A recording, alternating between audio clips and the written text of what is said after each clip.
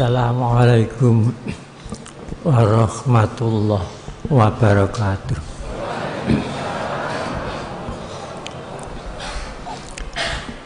Bismillahirrahmanirrahim.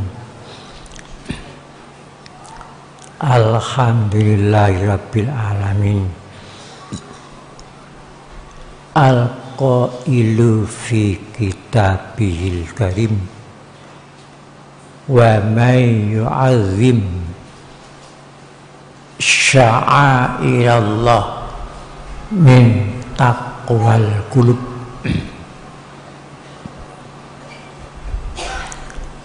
Qala Rasulullah sallallahu alaihi wasallam, man azama maulidi kuntu syafi'an lahu yaumal qiyamah wa man anfaqo dirhaman fi maulidi faka'an nama anfaqo jabalan min zahabin fi sabilillah.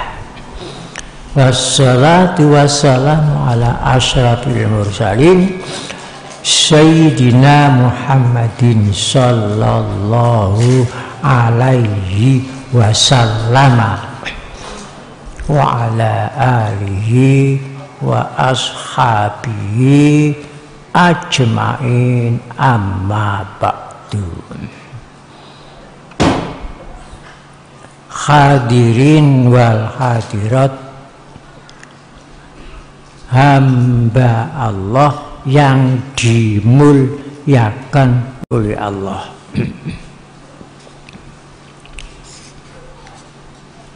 Sebagai mukadimah, sebelum saya membacakan buku ini, terlebih dahulu di sini akan saya sampaikan apa yang telah saya alami. Pada suatu saat saya dengan saudara Muhammad Munif dan saudara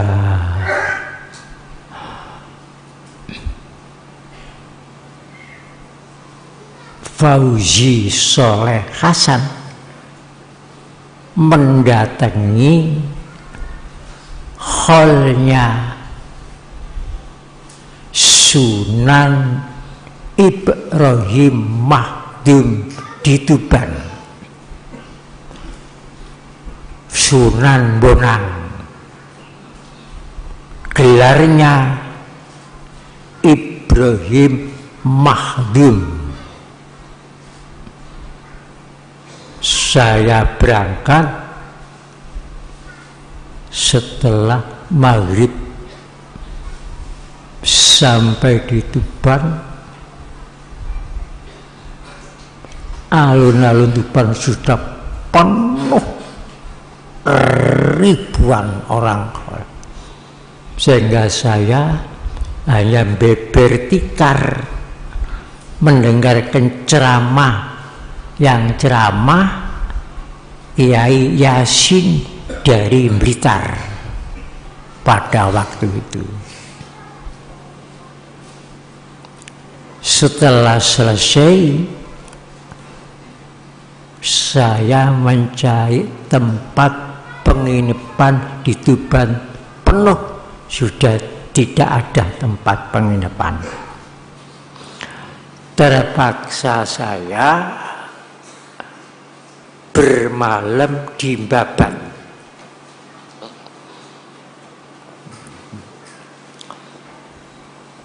Setelah pagi sarapan,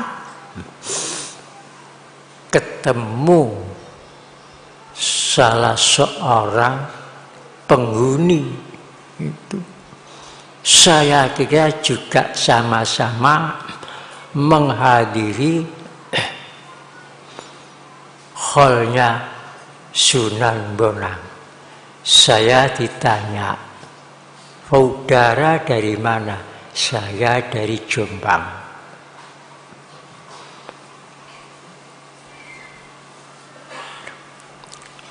Kok nginap di sini?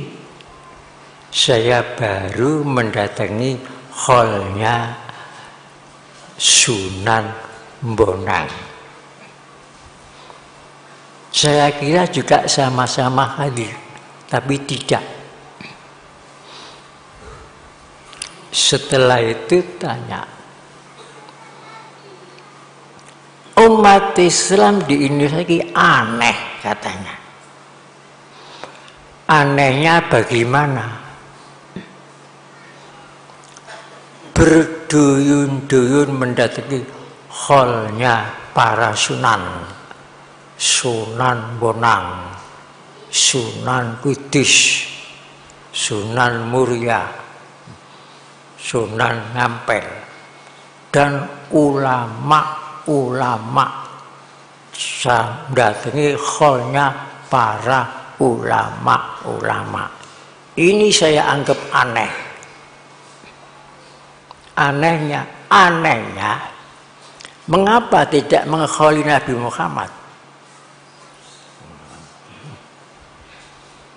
Kok para ulama-ulama di hall itu kan ulang tahun kematian?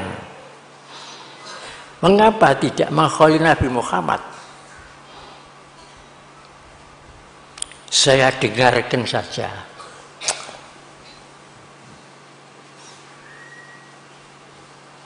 Kok yang diholi para ulama? Kalau maulidin Nabi Muhammad, kelahiran Nabi Muhammad, saya setuju. Tapi anehnya, holnya para ulama-ulama itu yang diholi kok hol kematiannya.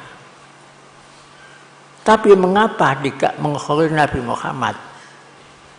Itu ketemu. Wah, hebat betul orang ini aku. Saya tanya, apa saudara setuju dengan maulid Nabi? Memang saya tiap-tiap maulid Nabi, saya juga mengadakan upacara maulid Nabi.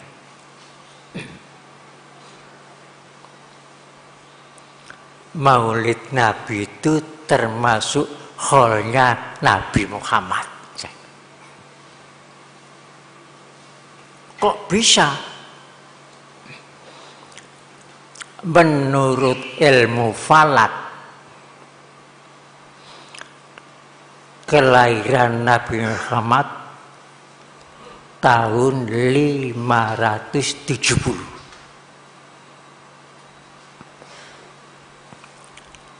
Wafatnya Nabi Muhammad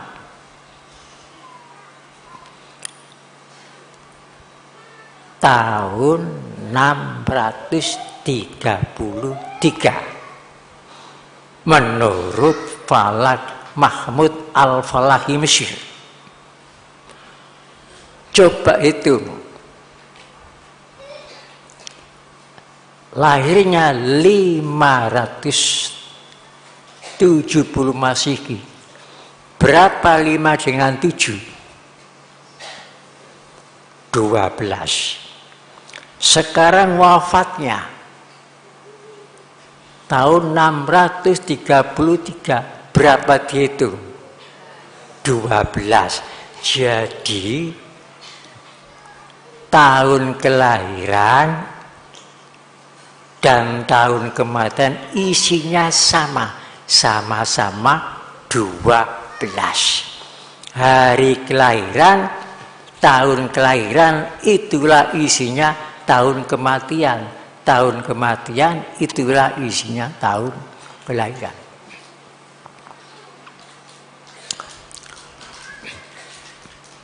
Bulan apa lahirnya Nabi? Bulan Maulud.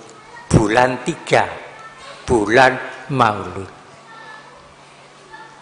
Bulan apa wafatnya Rasulullah? Bulan Maulud. Itulah bulan lahirnya, itulah bulan wafatnya. Bulan wafatnya itulah bulan lahirnya. Hari apa lahirnya Nabi Muhammad? Hari Isnin. Wafatnya Nabi Muhammad hari apa? Hari Isnin. Itulah hari wafatnya juga hari lahirnya. Hari lahirnya juga hari wafatnya.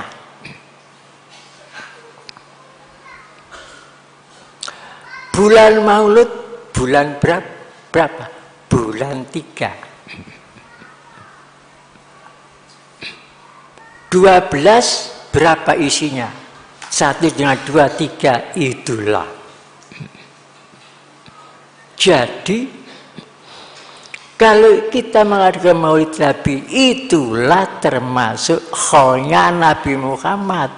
Jadi saudara sendiri juga mengkhol Nabi Muhammad, termasuk saya. Mengapa saudara kok mengatakan aneh? Iya ya, iya.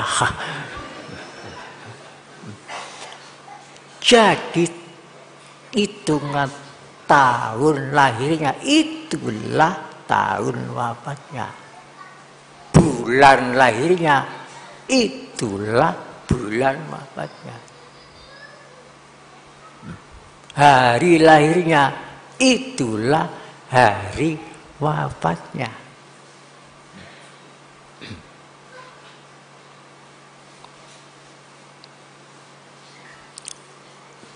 Apa tugas Rasulullah? Rasulullah telah meninggalkan dunia ini, tapi juga telah datang ke dunia. Berangkatnya, datangnya membawa tugas, perginya meninggalkan bekas. Apa tugas Rasulullah? Secara garis besar 12 macam. Apa itu?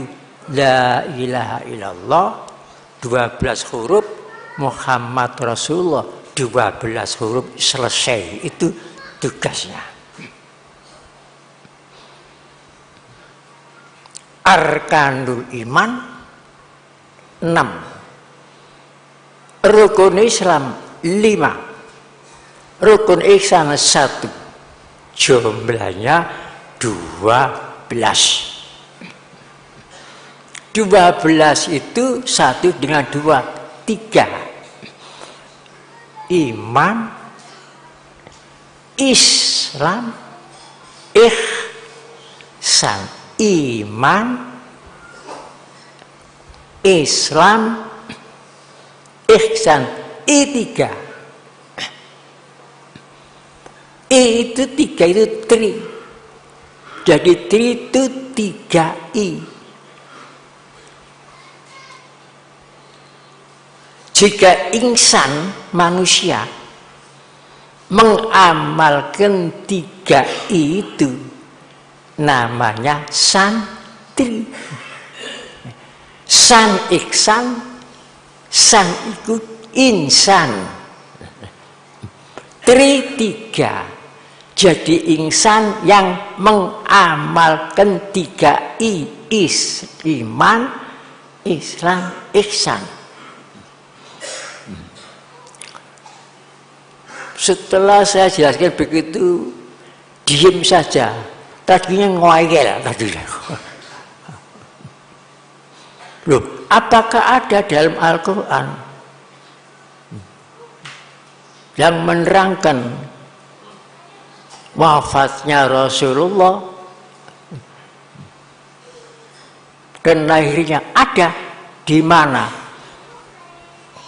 Saya tanya, berapa usia Nabi Muhammad di dunia ini? 63 tahun. Coba lihat dalam Al-Quran, surat nomor 63. Surat itu saya tulis di buku ini. namanya Suratul Munafikin. Nomor urut surat 363. Usianya Nabi Muhammad 63. Makanya Al-Quran itu surat pertama namanya Fatihah. Artinya kunci pembuka. Terakhir namanya surat Nas. Artinya manusia. Jadi kalau nama awal dengan nama akhir dipertemukan bunyinya Fatihatun Nas, membuka kunci, membuka rahasia manusia, termasuk rahasianya Nabi Muhammad. Jadi kalau saudara ingin tahu, sudah diisyaratkan Nabi Muhammad awal sampai akhir lakon sudah ada dalam Al-Quran. Karena Al-Quran membuka rahasia manusia. Quran kita mukjizat.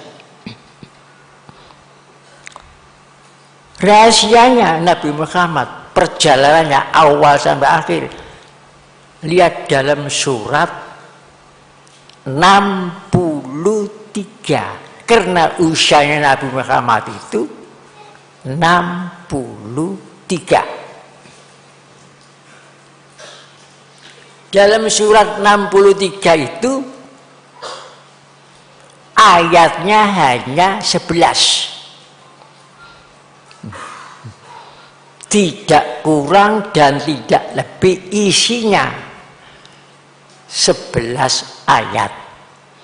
Nomor suratnya 63, usianya 63.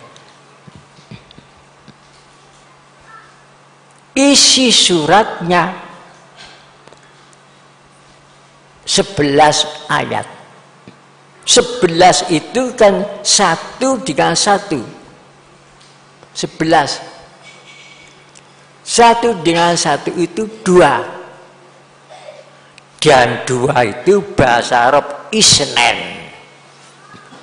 Jadi perjalanan Nabi Muhammad sejak lahir sampai wafat itu hari yang menjadi pokok-pokoknya hari Isnin. Pertama, lahir hari Isnin, hari 2. Diangkat menjadi Rasul Isnin, hari 2.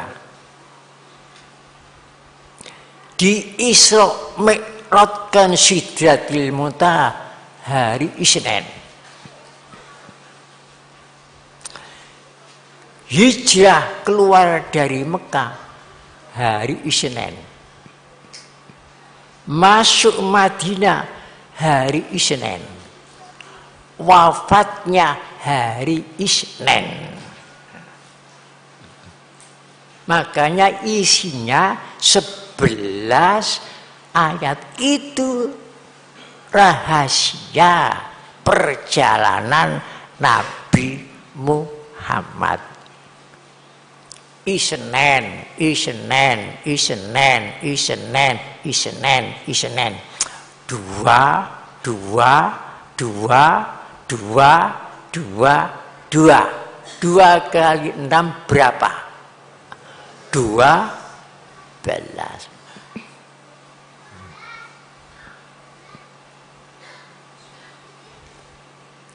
Jadi rahasianya di dalam surat Munafikun.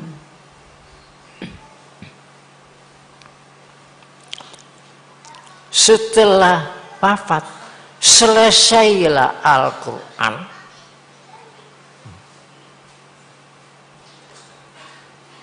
Dari surat Alaq, awal wahyu turun sampai akhir wahyu turun. Jarak waktunya selesainya Al-Quran itu 22.000 tahun, 2 bulan, 22 hari. Selesai. 22. 2 bulan. 22 hari. Setelah itu Muhammad wafat di hari Isnin. Berapa? Coba dihitung. 22 tahun. 2 bulan. 22 hari. Wafat Isnin. Coba. Jadi 6 kali.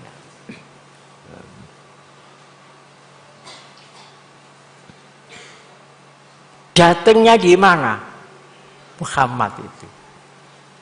Lahirnya di Mekah. Baca sendiri rahasianya di dalam surat Munafik. Mengapa namanya surat Munafik? Karena waktu Muhammad di Mekah itu yang dihadapi bukan orang munafik, orang kafir. Tapi setelah di Madinah menghadapi orang munafik. Baca ayat pertama. Ja'a. Ja'a itu ja'aka. Ja'a telah datang. Ka kamu Muhammad. Ka itu menuju kepada Muhammad maknanya. Ja'aka.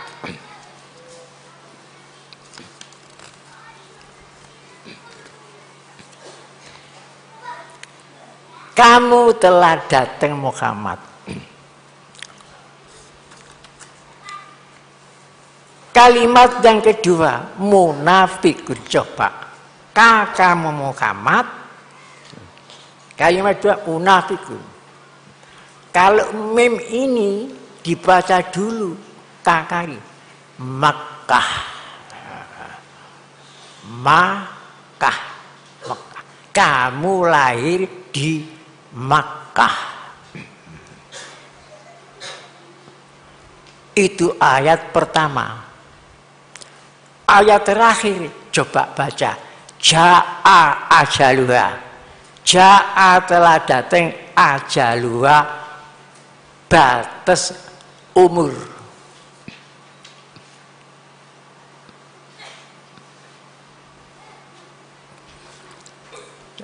Dalam Al-Quran baca sendiri.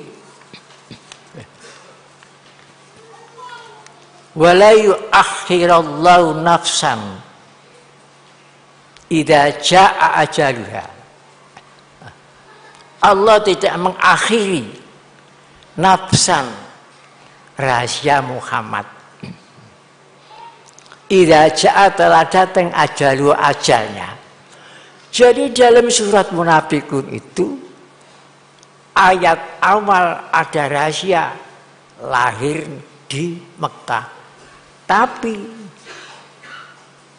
ayat akhir ada rahasia Muhammad wafat. Makanya suratnya nomor 63. Usianya 63. Wafatnya di mana? Baca sendiri dalam surat itu. Ada isyarat-isyarat.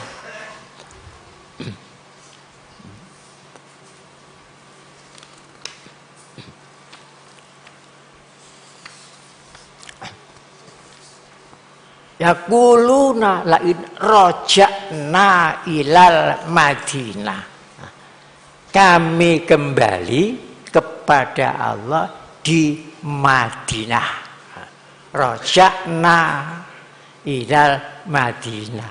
Biasanya kalau kita dengar ada orang wafat, inna lillahi wa inna ilaihi raji'un, artinya kembali. Jadi roja'na itu roji'un.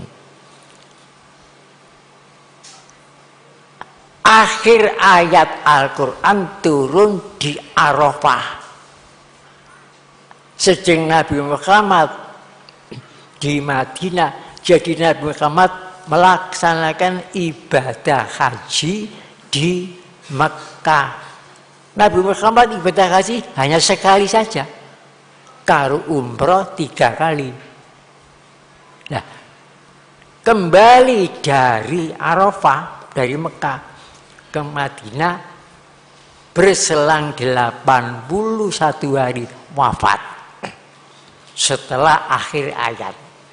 Akhir ayatnya al-yauma akmaltu lakum dinakum wa atmamtu alaikum nikmati wa raditu lakumul islama dina.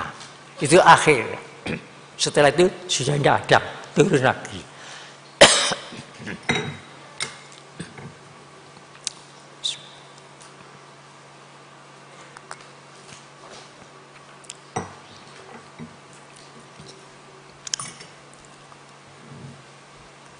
Jadi tahunnya lahir itulah isi tahunnya wafat.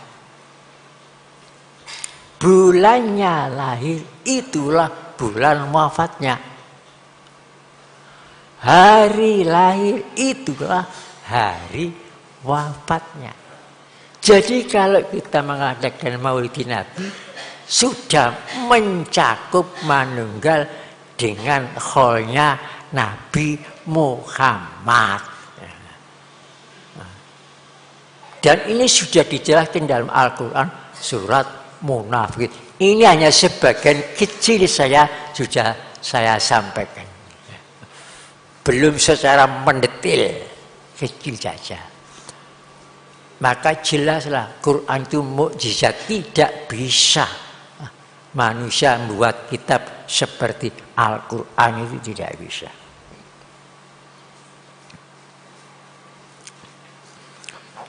Turunnya wahyu di waktu malam. Akhirnya wahyu di waktu siang di Arafah. Awalnya waktu turunnya di Mekah, di Jabal Nur, Gua Hira, malam.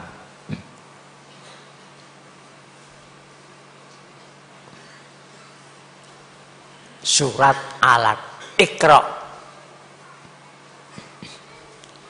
Bismi rabbikal ladzi khalaq, khalaqal insana min alaq. Iqra wa rabbukal akramul ladzi 'allama bil qalam, 'allamal insana ma lam ya'lam. Akhir ayat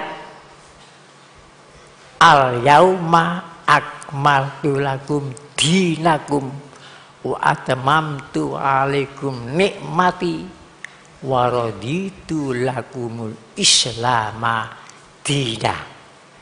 Di surat Maidah.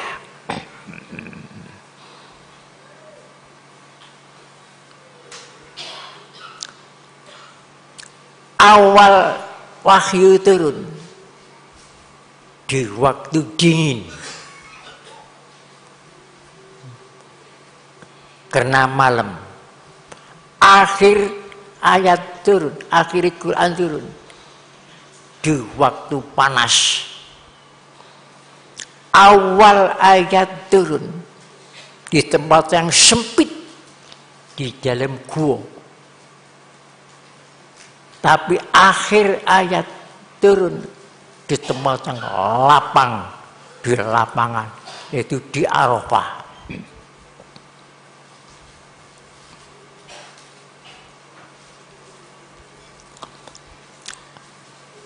Awal turun di gelap gelita, tapi akhir turun Quran di terang benderang kena waktu asar.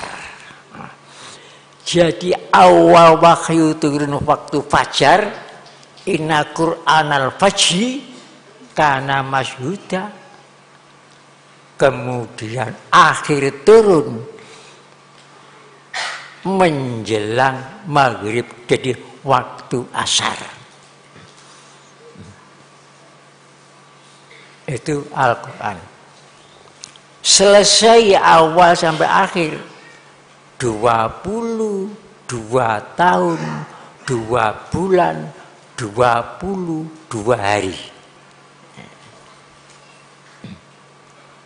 Jumlah ayatnya Al-Quran, suratnya 114 surat. Surat Munafikun, surat yang nomor 63. Suidak dulu.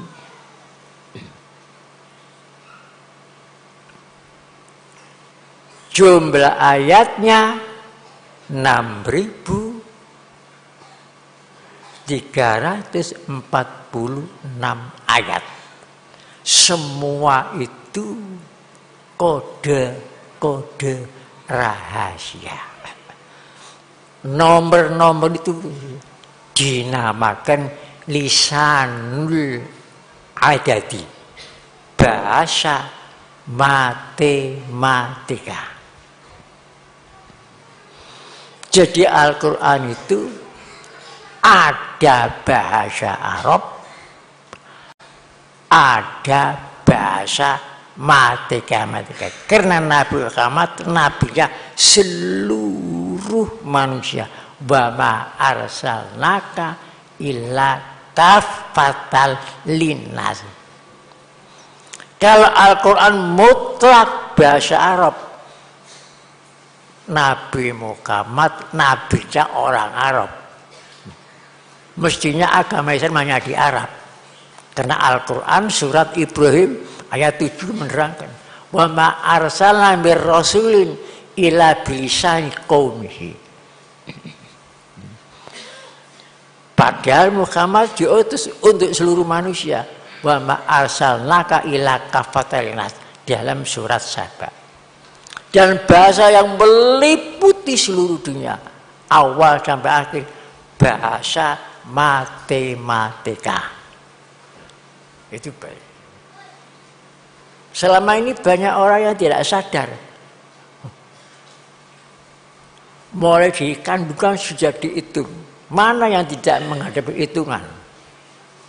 Wah, ini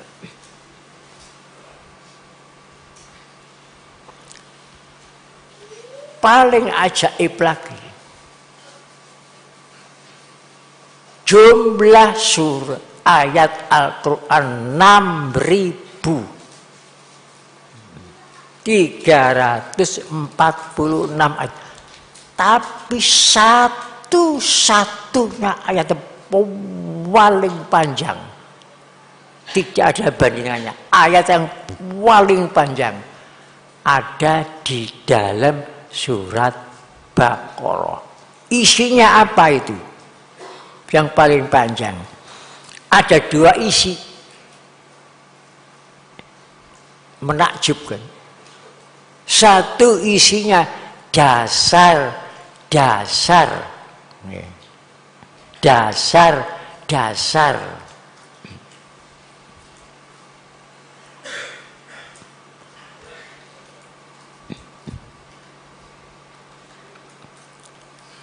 Ilmu berhitung. Isinya itu. Dasar-dasar ilmu notaris. Isinya itu. Jadi kurang 1400 tahun ilmu notaris itu sudah padahal notarisnya belum ada, tapi dasar-dasar ilmunya sudah lengkap di surat yang terpanjang. Dan nomor 2 isinya tasawuf tingkat tinggi. Dari situ saya berpikir, mengapa kok dasar-dasar ilmu notaris diterangkan masalah saksinya dan sebagainya, diterangkan tidak semua orang itu ahli nota. Nah, di situ lengkap, ada saksinya. Semua notaris pakai saksi. Karena sekarang ini mana yang tidak butuhkan notaris? Baik pun perusahaan, pabrik, semua akan mendirikan, semua membutuhkan notaris. Jadi seperti dunia ini digenggam ilmu notaris. Itu dalam Al-Quran. Dan tasawuf tingkat yang tinggi. Wattaqullah wa yu'allimukumullah. Itu tasawuf tingkat tinggi. Wattaqullah wa yu'allimukumullah. Jika kamu takwa kepada Allah, Allah mulang langsung kepadamu. Masalah ayat ini saya tidak berani membuka. Kalau ini wattaqullah wa yu'allimukumullah, kalau saya buka nanti saya dibandemi waktu wong akeh. Mungkin darah saya dihalalkan. Mungkin akan dipotong karena sangat rahasianya. Jadi maaf, saya tidak berani membuka wattaqullah wa yu'allimukumullah.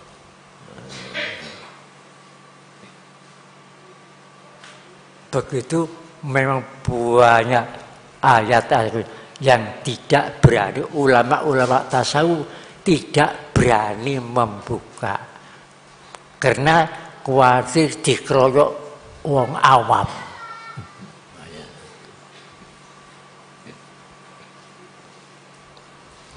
Ma'asyiral muslimin rahimakumullah. Makanya di sini ini saya ajari kritis.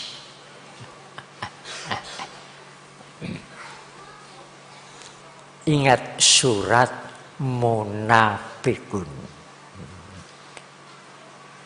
Nomor surat 63. Isinya surat hanya 11.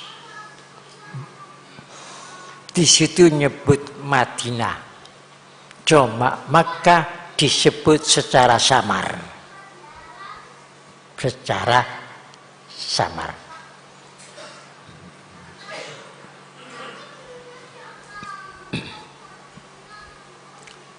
Jadi di dalam surat Munafik ini menerangkan lahir wafat.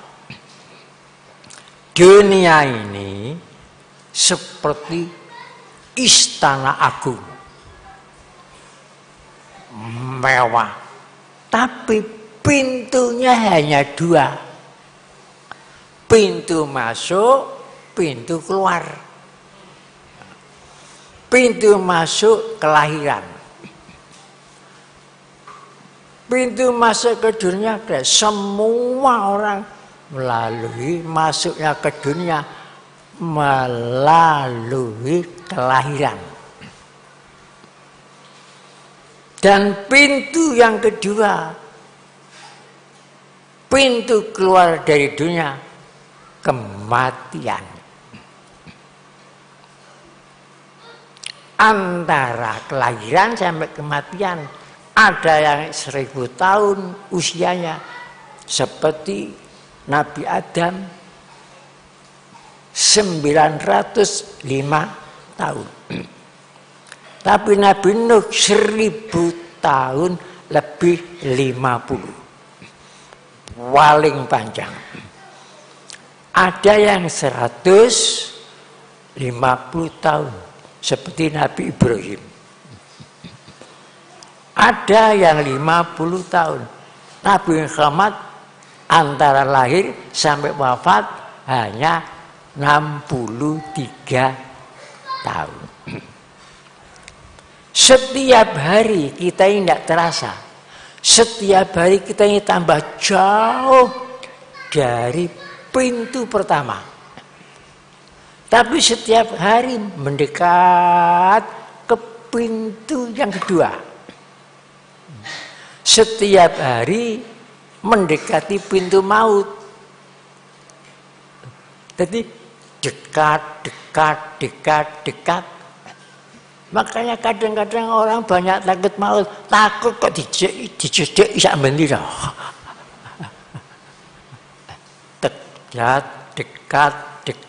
Dekat, tahu-tahu belum udah. Setiap hari tambah jauh dari pintu kelahiran, tambah dekat ke pintu kematian. Jadi yang paling dekat itu mati, mesti mati.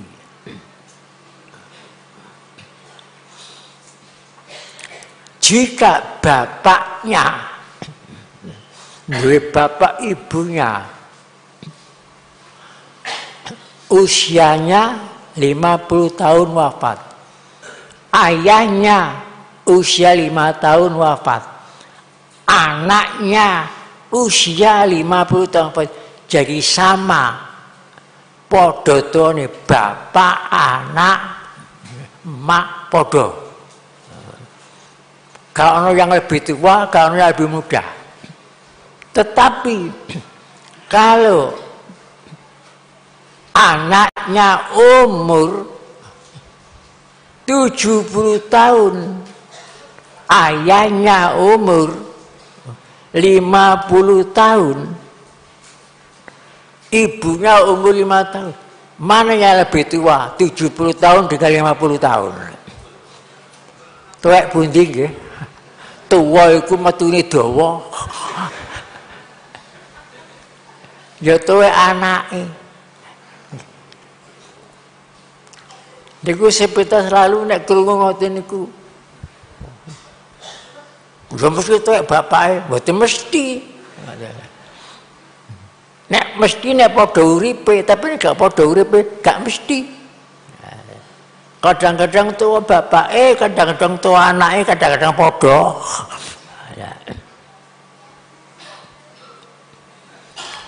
Dan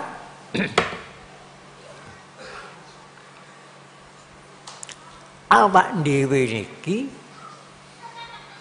disebut ten lambang Sidikiyah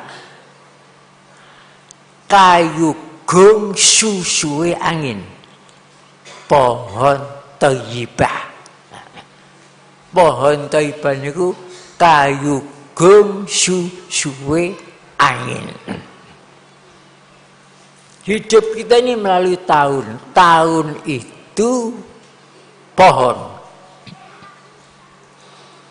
Dan melalui bulan 12. Bulan itu cabang. Dan melalui hari. Tiap-tiap bulan 30 hari. Hari itu ranting. Dan ada buahnya. Apa buahnya? Keluar masuknya napas.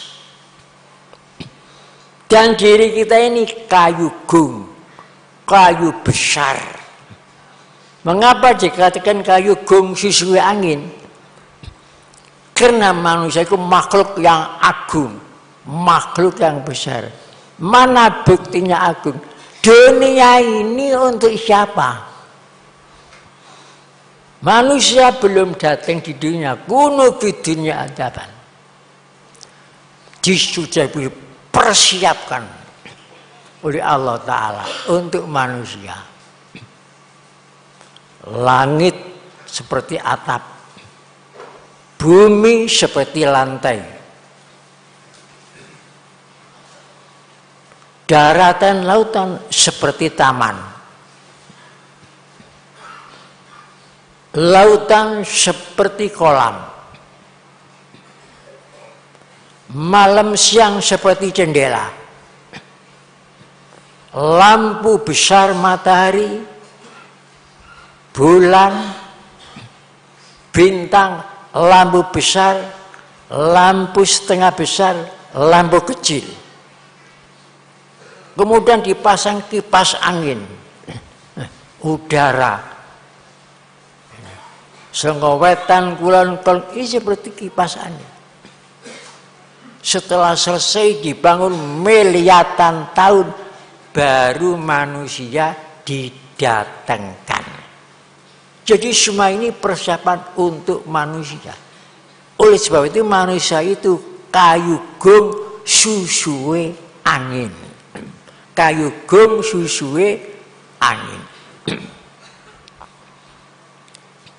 Buahnya melebu metu nafas.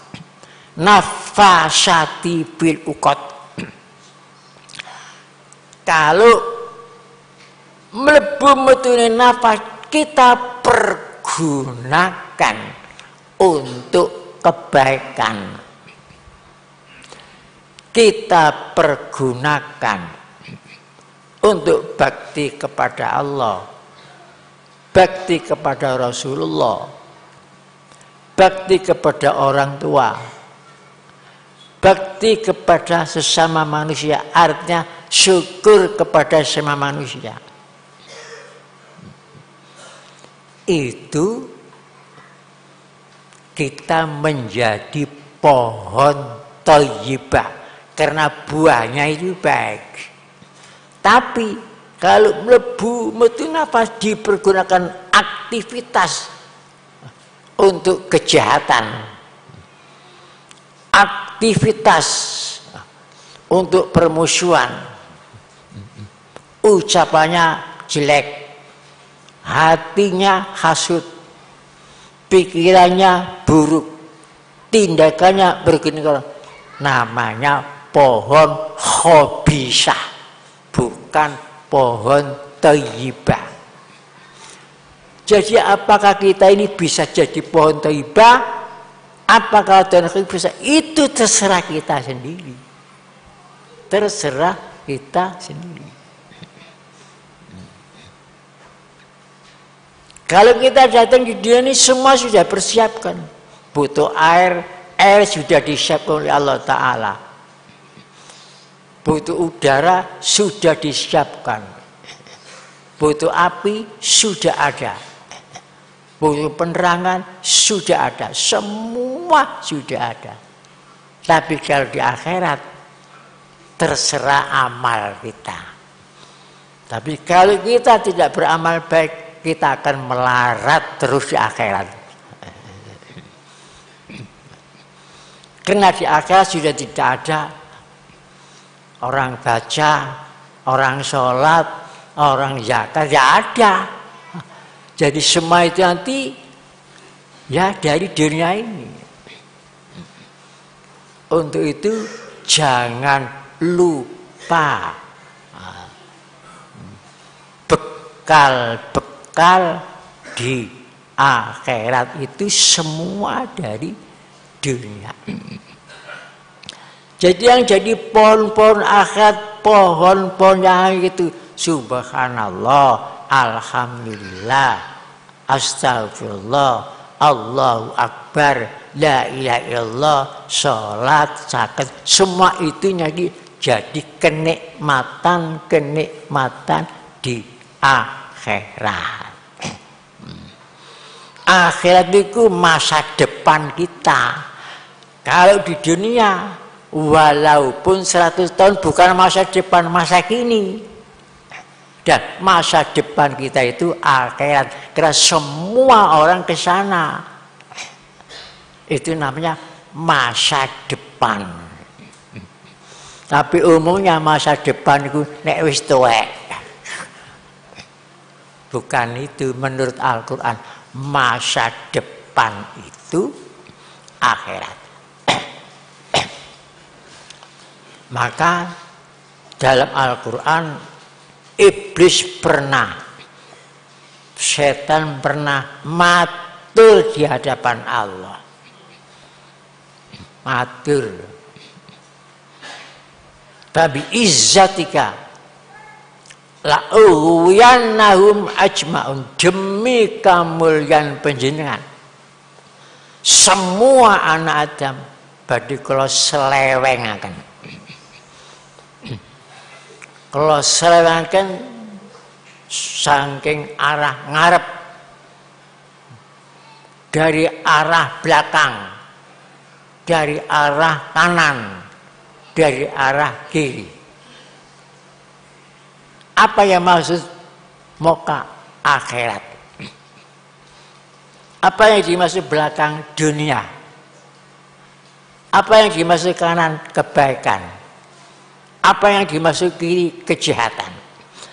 Jadi iblis itu menyalahkan manusia dengan macam-macam cara. Sing tekun ibadah diselewengno melalui akhirat. Wis wiritan ae, lha apa kon golek donya. Ngono. Wiritan tok ae sampai melarat. Niku cara. Nek kapan wong sing seneng donya, nggih diselewengno melalui donya iku. Sing pasti ini dunia ini pasti kita saksikan sendiri dunia ini perkara akhirat gurung karuan.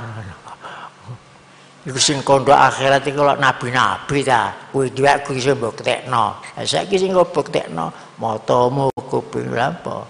Yakin. Tundal iblis dak mayuri buka ila mayuri buka. Tinggal kenyal ragu-ragu. Nang sing yakin saja. Sing yakin akhirat iki ngoten nek mbujuk niku. Pinter niku pun. Pol.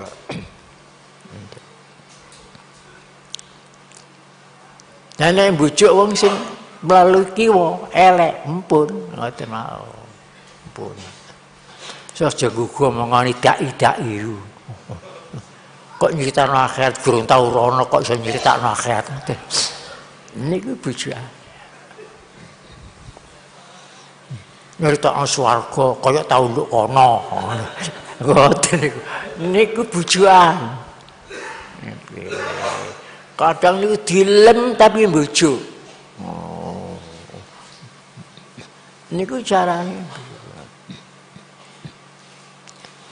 Jadi yang bisa selamat niku cuma wong ikhlas.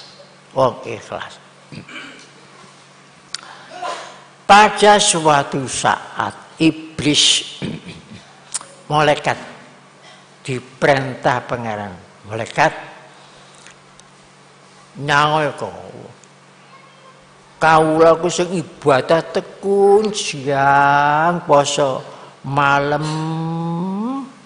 mbayang gak leren-leren paranono ndukur gunung parane kandhanono kowe poso tok awan bengi ku salat tok kowe jange mlebu neraka ora bakal mlebu swarga diparani tiyang iki fulan kowe kok tekun barang kok kowe jange mlebu neraka ora apa untuk apa saya ibadah siang malam menggawa nyambut gawe gak ono gawene mlebu neraka wis gak sembayang ae. Ha niku nek bojo. Kok sithike paranono. Oh ya, paranono Pak. Kowe mempeng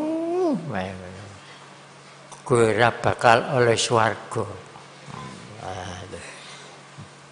Ora oleh swarga. Tetep kon gak enak.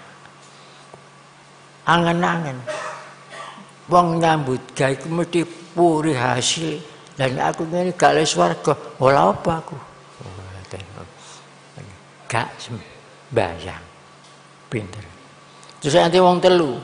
Sebulan kowe masih mempeng piye? Kon gak oleh swarga. Kon bakal dititip neraka. Jawabe wong niku. Masalah swarga, masalah neraka niku bukan hak saya. Itu hak Tuhan. Kene kula niku hamba, tetep kewajiban kula cuma ngabdi kepada Allah. Masalah swarga neraka bukan masalah niku.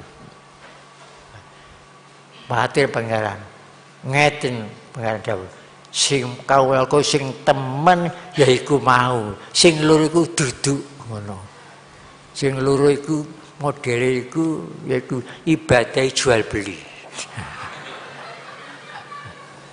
nek rugi nang neraka ka ibadah nek bati nak swarga ibadah upama aku gawe swarga neraka lak gak ibadah deh nek gak neraka karo sing diwedeni malah gak ibadah lah nek gak gawe swarga karo sing disenengi lak gak ibadah nek sesitu iku bah ana neraka bah ana gak ana neraka bah ana neraka aku tetap ibadah itu kewajiban saya itulah kawulaku sing teman niku alus hati-hati nggih dadi sing ikhlas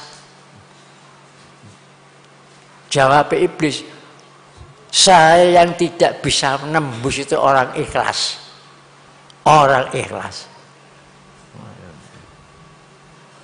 liyane orang ikhlas wong pinter oh gampang ngguyu oleh 1000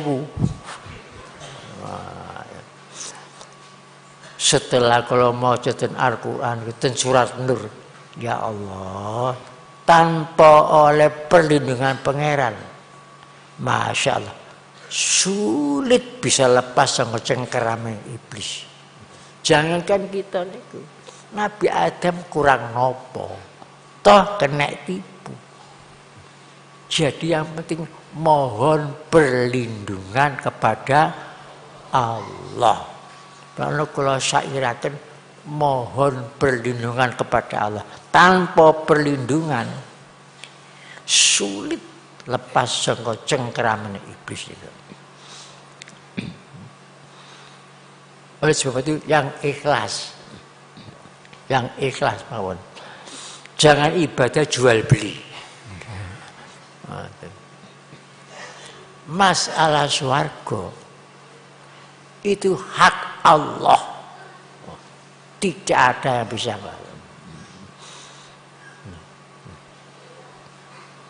jangan karena surga jangan karena takut neraka karena kalau ingin swarga kalau Allah tidak ingin swarga dan tidak ingin neraka kita tidak ibadah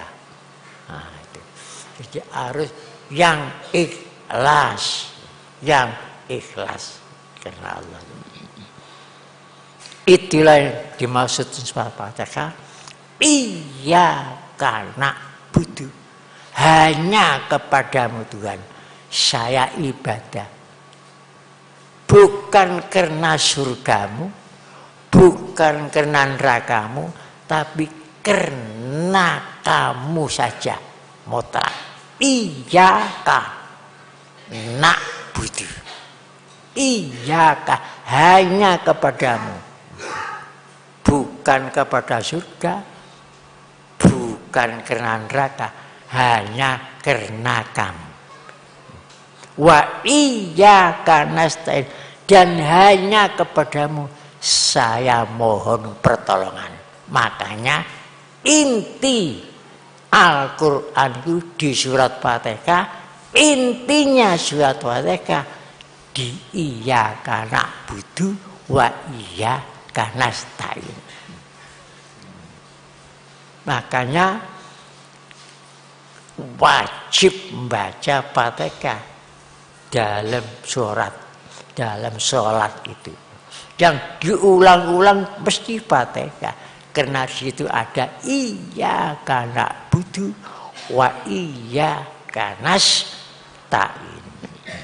Semoga kita ini menjadi orang yang ikhlas, orang yang syukur, orang yang sabar, orang yang ulet dalam perjuangan, sopan dalam kemenangan. Kalau berjuang yang ulet, kalau berhasil yang sopan, itu namanya ulet dalam perjuangan, sopan dalam kemenangan. Ma'asyiral muslimin rahimakumullah. Di sini supaya diamalkan sholawat yang khusus. Allahumma sholli ala Muhammadin nabiyil ummi wa ala alihi wasallim. Allahumma sholli ala Muhammadin nabiyil ummi wa ala alihi wasallim. Jangan dimaknani ummi nabi buta huruf. Tidak ada dalam Al-Quran nabi buta huruf. Ummi itu nabi, ibunya segala nabi itu Nabi Muhammad. Semua nabi itu memang tanggoran Nur Muhammad. Ya, jadi, maknanya ummi. Masalah rahasia ummi ini berlapis sampai lebih dari 10 rahasia ummi. Allahumma sholli ala Muhammadin nabiyil ummi wa ala alihi wasallim. Ini setiap setelah sholat supaya diamalkan menurut kemampuan masing-masing. Semoga pengajian ini bawa barokah dan mendapat ridho Allah Subhanahu wa taala. Bismillahirrahmanirrahim. Alhamdulillahirabbil alamin. Hamdan yuwafi ni'mahu wa yukafi majidah. Ya Rabbana lakal hamdu kama yanbaghi li jalkal karim wa adimu sultanik. Rabbana atina fid dunya hasanah wa fil akhirati hasanah wa qina adzabannar. Rabbana ighfir lana wa ikhwana alladziina sabaquna bil iman wa la taj'al fi qulubina ghillan lil ladzina amanu. Rabbana innaka ra'ufur rahim. Ya Hayyu ya Qayyum bi rahmatika astaghiitsu. Ya Hayyu ya Qayyum bi rahmatika astaghiitsu. Ya Hayyu ya Qayyum bi rahmatika astaghiitsu. Allahumma khatim lana bil iman, Allahumma khatim lana bil Islam bi jai sayyidil mursalin walhamdulillahi rabbil alamin. Wassalamualaikum warahmatullahi wabarakatuh.